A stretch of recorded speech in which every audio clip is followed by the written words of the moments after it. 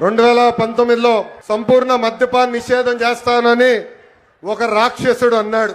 ఏకంగా అమ్ముతున్న మద్యం ఆరోగ్యానికి హానికరం అని అధికారులు అనేక సార్లు చెప్పినా ఏకంగా ధన దాహం కోసం విషం కంటే ప్రమాదమైన మద్యం అమ్మి ఏకంగా తాలిబొడు తెంపాడు ఆ రాక్షసుడు.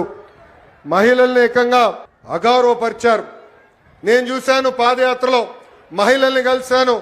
మీరు పడుతున్న కష్టాలు చూసిన తర్వాతనే గౌరవ ముఖ్యమంత్రి గారిని చంద్రబాబు నాయుడు గారిని, గౌరవ ఉప ముఖ్యమంత్రి గారు పవన్ అన్న గారికి కలిసి మనం బాబు సూపర్ 6 మేనిఫెస్టో కూడా రూపొందిస్తాం జరిగింది.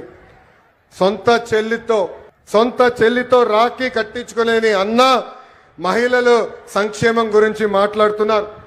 సొంత తల్లిపై కేసు గెలిస్తే వాళ్ళు సంబరాలు ఈరోజు చేసుకుంటే చాలా బాధ కలుగుతుంది. అందుకే వాళ్ళందరూ ఒకటే చెప్తున్నా, ముందల మీ ఇంట్లో ఉన్న అక్క చెల్లెలు పెద్దమ్మ చిన్నమ్మ అదేవిధంగా తల్లికి న్యాయం చేసిన తర్వాతనే మా గురించి మాట్లాడాలని హెచ్చరిస్తున్నా.